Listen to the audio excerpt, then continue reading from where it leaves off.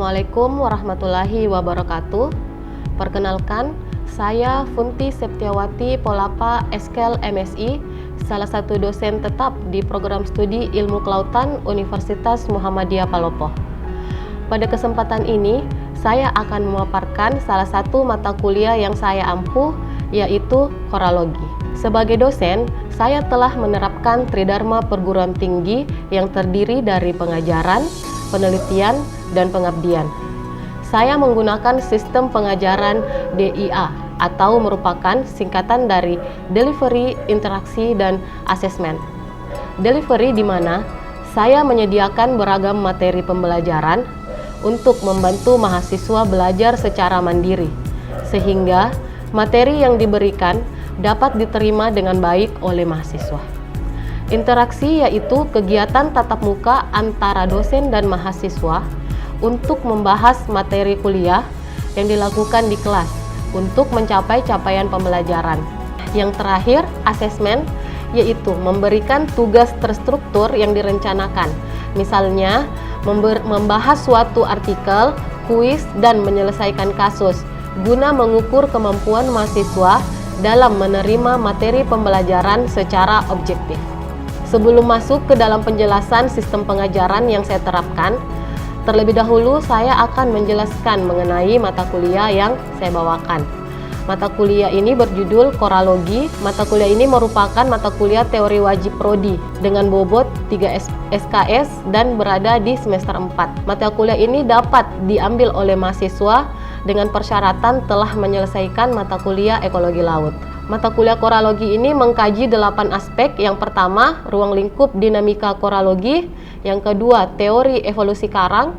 Yang ketiga, pengelompokan karang berdasarkan filum, kelas, dan ordo. Yang keempat, anatomi dan reproduksi karang. Yang kelima, pertumbuhan karang. Yang keenam, pasokan nutrien pada karang. Yang ketujuh, interaksi biologi karang dengan simbionnya. Dan yang terakhir, proses pembentukan terumbu karang.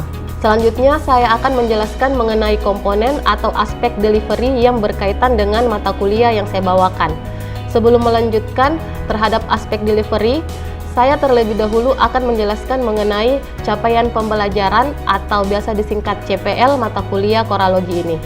CPL ini kemudian akan diturunkan menjadi capaian pembelajaran mata kuliah atau sering disingkat CPMK.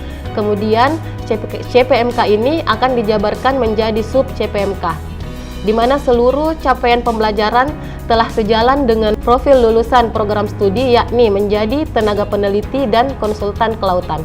Adapun capaian pembelajaran ini terdiri dari 4 aspek, yakni sikap, keterampilan khusus, keterampilan umum, dan pengetahuan. Sikap masuk kepada poin pertama, yakni bertakwa kepada Tuhan Yang Maha Esa dan mampu menunjukkan sikap religius.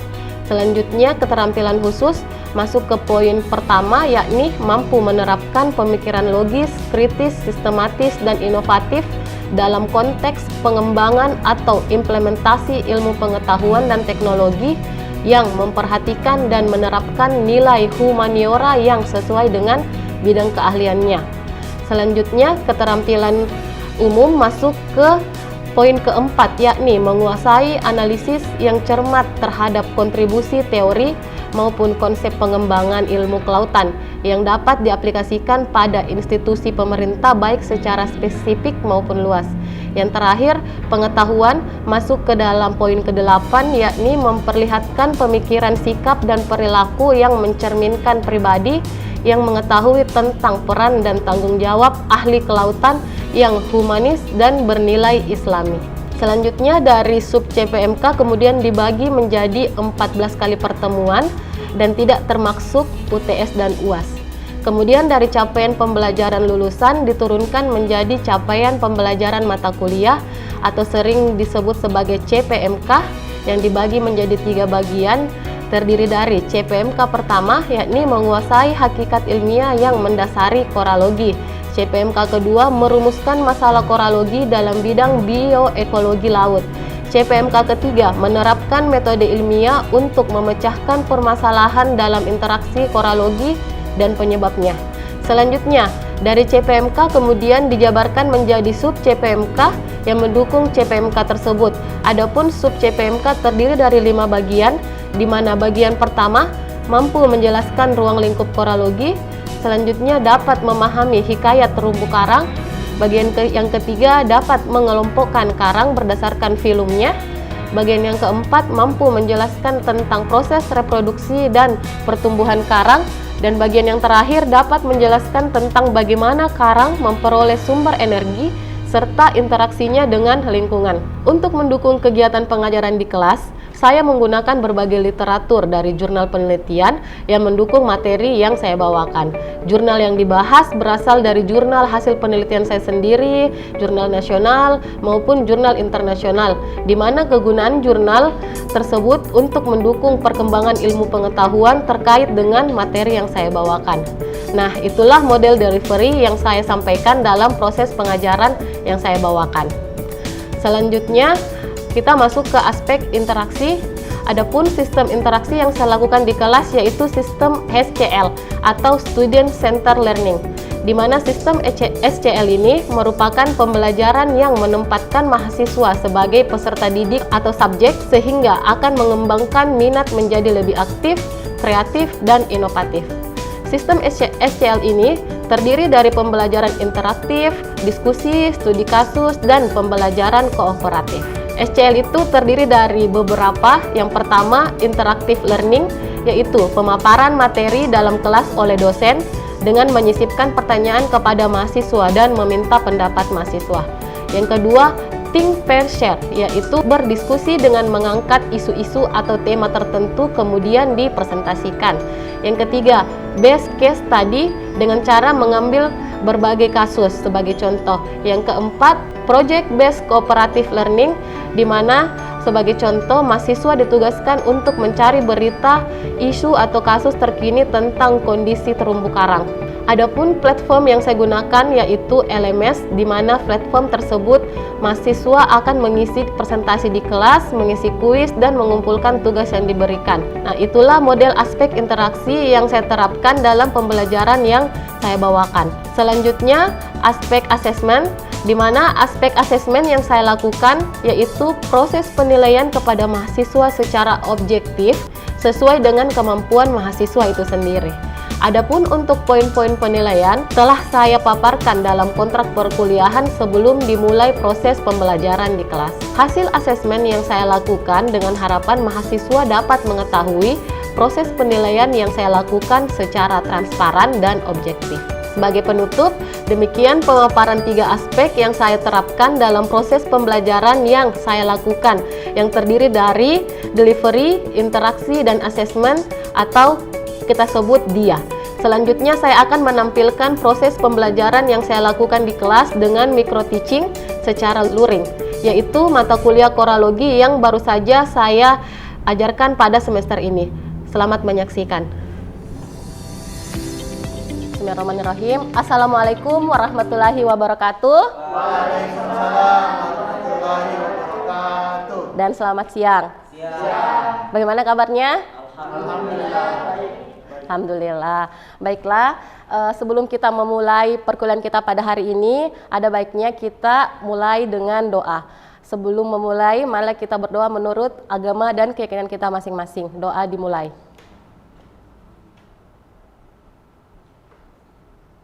Doa selesai. Baik, jadi mata kuliah kita adalah koralogi. Jadi selamat datang di mata kuliah koralogi. Nah, pada hari ini kita masuk di pertemuan pertama dengan judul Ruang Lingkup dan Dinamika Koralogi, di mana sebelum mengambil mata kuliah ini, terlebih dahulu adik-adik harus lulus di mata kuliah ekologi laut. Oke, jadi sebelum lanjut, saya ingin flashback sedikit tentang mata kuliah ekologi laut, supaya adik-adik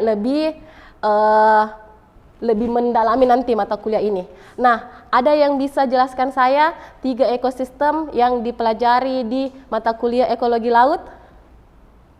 Ya, Neramin, boleh? Terima kasih atas kesempatan yang diberikan. Boleh berdiri, biar teman-temannya semua dengar. Jadi pada pelajaran ekologi laut kemarin kita mempelajari tentang 3 ekosistem yang ada di laut, yaitu ekosistem terumbu karang yang pertama, kemudian ekosistem padang lamun, kemudian ekosistem hutan mangrove. Oke, terima kasih Amin. Ya, jadi untuk memflashback kembali mata kuliah ekologi laut, sebelumnya adik-adik telah mempelajari 3 ekosistem utama kita, yakni ekosistem terumbu karang, ekosistem padang lamun, dan ekosistem hutan mangrove. Nah, untuk mata kuliah koralogi ini, kita lebih fokus ke ekosistem terumbu karang. Untuk 2 ekosistem lainnya akan dipelajari di mata kuliah lain. Oke, langsung saja. Nah, kalau ditanya, apa itu karang? Apa sih itu karang? Kalau yang adik-adik lihat pada umumnya, yang ini ya. Apakah benda mati? Karena dia tidak bisa bergerak. Apakah dia tumbuhan? Karena dia mempunyai warna yang corak, yang indah. Jawabannya, karang adalah hewan. Jadi di dalam struktur terumbu karang yang adik-adik lihat selama ini, mungkin sudah ada yang langsung lihat di lapangan ketika praktek, ada yang cuma lihat di gambar atau di video atau di televisi. Yang indah-indah itu, yang strukturnya warna-warni itu, di dalam struktur terumbu karang yang ini hidup ribuan bahkan ratusan ribu hewan karang. Jadi hewan karangnya itu bentuknya seperti ini. Jadi dia merupakan makhluk hidup yang berkembang biak. Jadi kalau ditanya terumbu karang itu benda mati atau benda hidup? Hidup. Jadi dia berkembang biak, dia bertumbuh dari larva tumbuh menjadi suatu koloni yang besar, begitu. Dia berkembang biak membentuk suatu ekosistem yang lebih besar. Jadi kalau ditanya hidup atau tidak, ya hidup. Jadi kita fokus ke hewan karangnya. Jadi hewan karang sering juga disebut polip karang. Jadi jangan sampai kaget kalau ditanya polip, apa itu polip? Jadi polip itu nama dari hewan karang. Jadi kalau ditanya polip karang atau hewan karang. Nah, bentuknya seperti ini. Jadi dia terdiri dari 2 bagian tubuh, yakni badan tubuh dan tentakel. Nah, ketika kita menginsertnya, di mana sih posisinya hewan karang ini, di mana sih sebenarnya makhluk hidup yang ada di ekosistem terumbu karang ini, di terumbu karang ini. Jadi kita lihat di gambar pertama, jadi ini merupakan suatu ekosistem terumbu karang. Nah, ketika diinsert lagi di bagian kotak ini, jadi ini satu koloni terumbu karang. Nah, ketika diinsert menjadi gambar kedua, nah di sini hidup terumbu karang, hewan karang, jadi ini bentuknya. Nah, ketika diinsert lagi di dalam satu koloni terumbu karang ini terdapat banyak sel. Jadi salah satu penciri dari terumbu karang adalah hewan yang memiliki sel penyengat. Makanya dia masuk di filum Cnidaria, ya pintar semua. Jadi salah satu penciri dari atau pembeda dari terumbu karang dengan biota lain, makhluk hidup lain adalah dia memiliki sel penyengat. Jadi dia masuk di filum Cnidaria. Nah, jadi apa sih yang dilakukan hewan karang? Apa sih aktivitasnya begitu ya? Jadi satu aktivitas utama dari hewan karang adalah membentuk struktur dari rumahnya. Dari struktur keras dari rumah yang dia tempati. Jadi yang adik-adik lihat cantik berwarna-warni itu merupakan struktur dari terumbu karang. Jadi terumbu. Jadi terumbu karang. Jadi kalau terumbu karang itu berarti rumah dari karang. Nah, itu yang 90% lebih hasil dari metabolisme terumbu karang itu digunakan untuk membangun si strukturnya ini. Jadi ini yang dia bangun. Jadi semua hasil yang dia dapatkan itu untuk membangun terumbu ini semua. Bentuk dari terumbu karang itu ada banyak sekali. Ini cuman beberapa di antaranya yang sangat umum untuk adik-adik jumpai. Jadi yang pertama ada tipe bercabang atau branching. Sesuai dengan bentuknya dia bercabang. Jadi dari satu tangkai ada percabangannya. Jadi jelaslah, sangat jelas. Kedua ada padat atau biasa kita sebut masif atau karang batu biasa, paling sering karang batu. Nah, ini dia bisa tumbuh sangat besar. Terus selanjutnya ada karang kerak atau encrusting atau menjalar. Jadi dia tumbuh mengikuti strukturnya. Jadi kalau strukturnya bulat, dia bulat. Kalau strukturnya rata, dia rata. Jadi dia tumbuh menjalar begitu. Terus ada lembaran atau folios. Jadi dia seperti namanya lagi, jadi dia berbentuk seperti lembaran-lembaran. Jadi dia biasanya membentuk lembaran yang besar, kemudian membuat lagi lembaran yang baru. Jadi dia tumbuh ke atas, membentuk lembaran-lembaran yang baru. Kemudian ada koral jamur atau mushroom. Jadi ini contoh karang soliter atau yang hidup sendiri-sendiri. Jadi di dalam satu tubuhnya ini cuma mempunyai satu hewan karang. Jadi makanya dia sering disebut karang soliter. Tahu soliter toh? Sendiri ji. Beda sama karang yang lainnya. Nah, ada dua jenis karang yang khusus, yang unik. Kenapa? Penamaannya itu berdasarkan pencirinya begitu. Jadi dia beda dari bentuk tubuh yang lainnya, yakni karang biru dan karang api. Nah, untuk karang biru, kenapa dia dinamakan karang biru atau Heliopora? Karena ketika koloni ini dipatah atau ada patahannya itu, jadi dia di dalamnya berwarna biru. Jadi patahan, jadi di dalam dari badan dari karang Heliopora ini atau karang biru ini berwarna biru. Nah, itu yang mendasari penamaannya. Kenapa dia namanya karang biru? Selanjutnya ada karang api. Jadi berdasarkan namanya, karang api atau Meliopora, dia berbahaya. Kenapa berbahaya? Dia memiliki sel penyengat yang lebih besar dibandingkan karang yang lainnya. Nah, ini terumbu karang berdasarkan proses pembentukannya. Jadi ada 3, ada karang atol, ada karang berir, ya, dan ada fridging.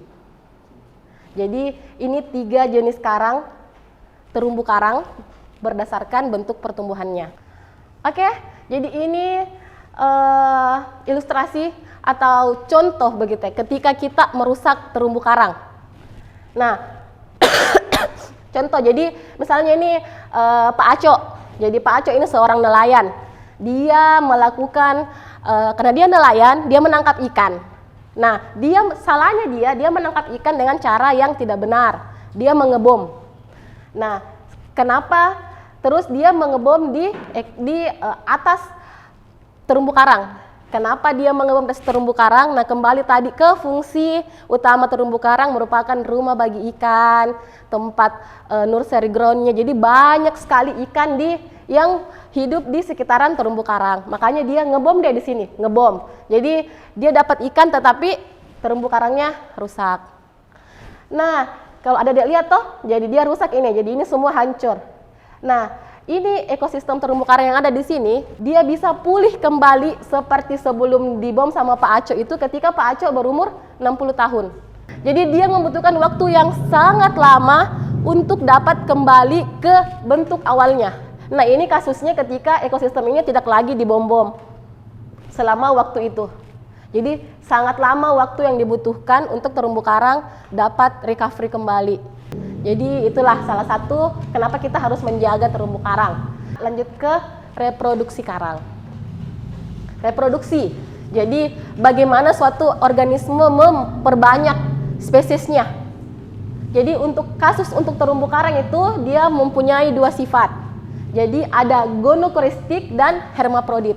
Jadi ada jenis karang yang cuman punya 1 jenis kelamin atau gonokoristik, dan ada jenis karang yang bersifat hermaprodit atau berkelamin ganda. Jadi dia bisa berubah menjadi laki-laki, bisa berubah menjadi perempuan sesuai dengan kebutuhannya.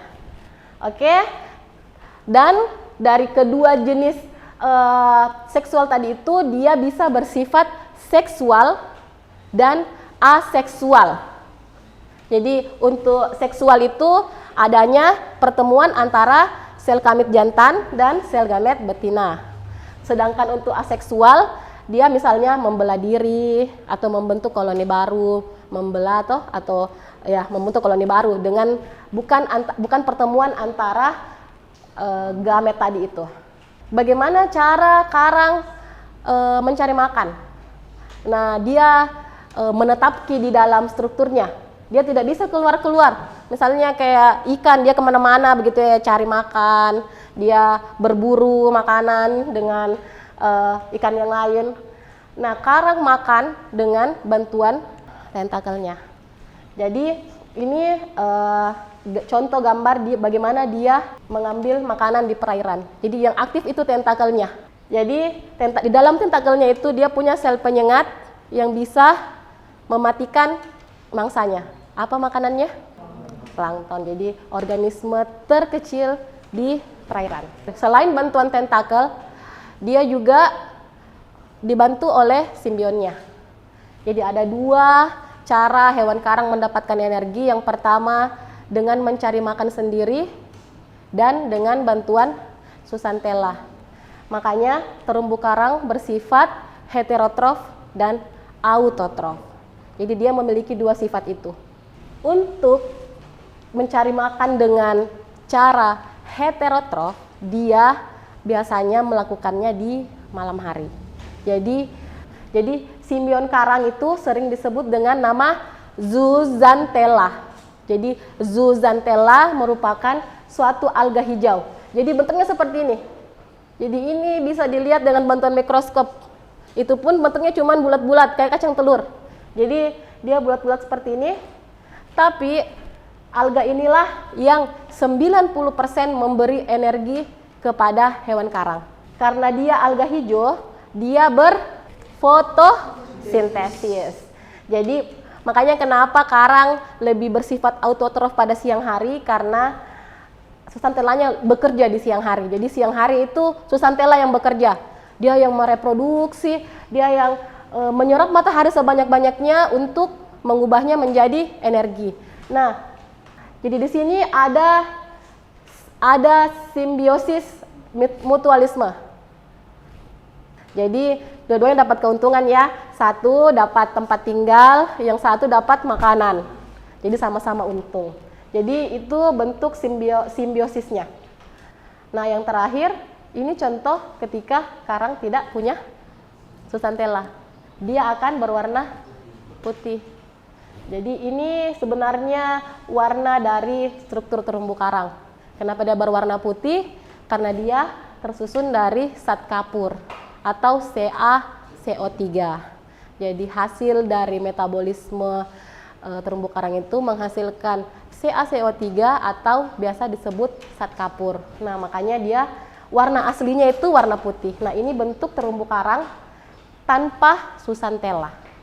Oke, terima kasih untuk mata kuliah kita pada hari ini, karena ini cuma pengantar. Nanti bakal lebih didalami di mata kuliah selanjutnya. Kayak tadi reproduksi bakal ada mata kuliah sendirinya, batas-batas toleransi, bentuk pertumbuhan itu bakal dibahas satu materi.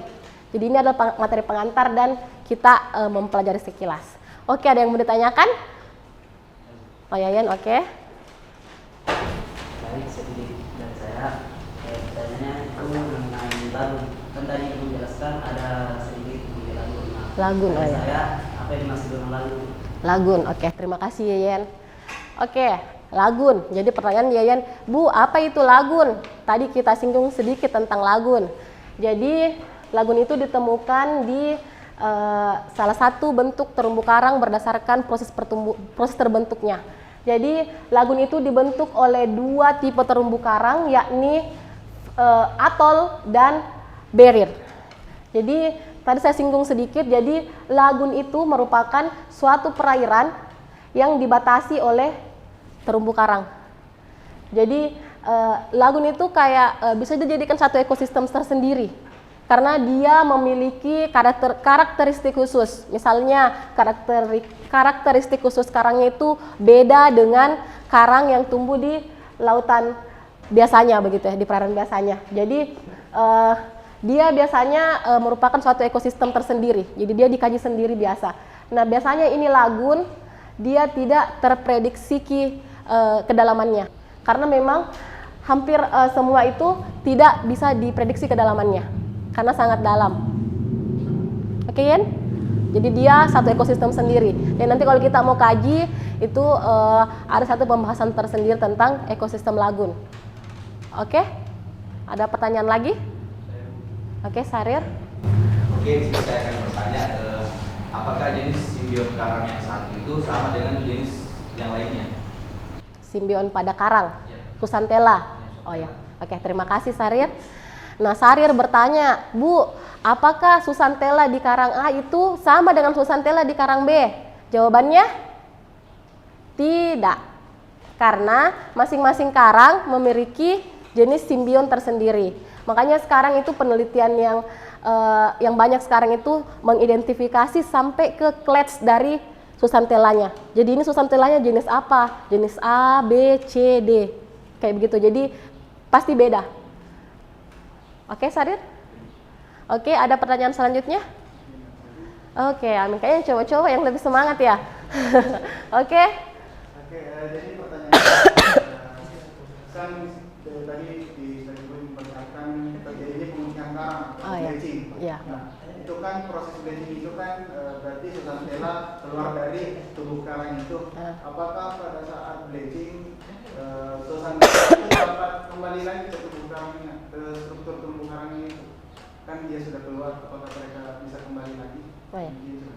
Oke, terima kasih Amin. Jadi pertanyaannya Amin, tadi ada salah satu slide saya yang menjelaskan tentang bleaching event atau fenomena pemutihan karang.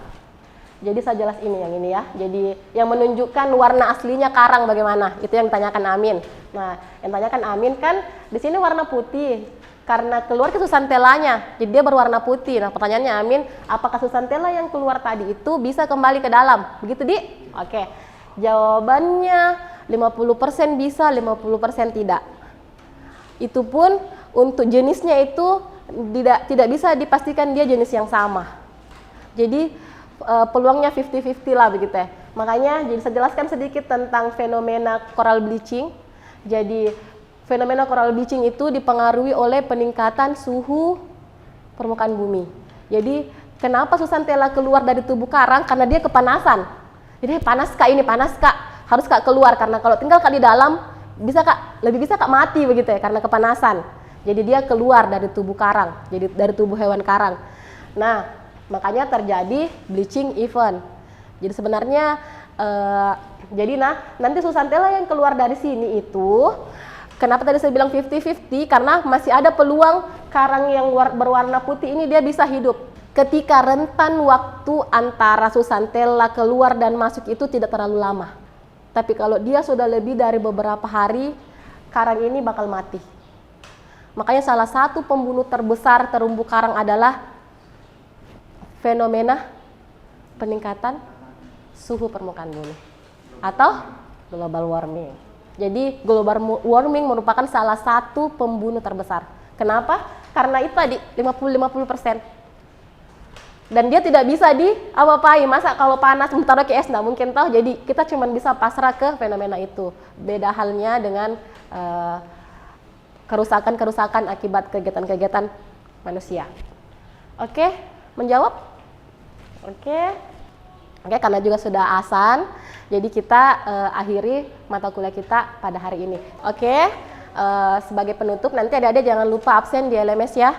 Jadi batasnya mulai dari mata kuliah ini berakhir sampai 15 menit ke depan. Jadi di absen di LMS itu untuk kehadirannya.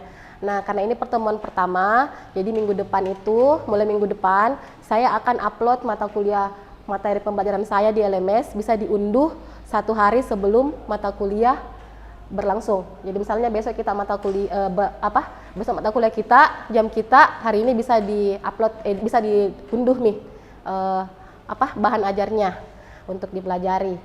Nah, untuk tugas minggu depan, selain mempelajari materi itu, adik-adik bisa mendownload beberapa jurnal tentang terumbu karang. Jadi misalnya kesehatan terumbu karang, bagaimana cara metode pengukurannya. Nanti kita bisa setelah materi, kita diskusi tentang jurnal yang adik-adik dapat. Jadi kita ada diskusi setelah materi. Oke?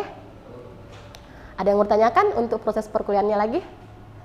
Kalau tidak ada, saya akhiri perkuliahan kita pada hari ini dengan ucapan wabillahi taufiq wal hidayah wa assalamualaikum warahmatullahi wabarakatuh. Oke, terima kasih.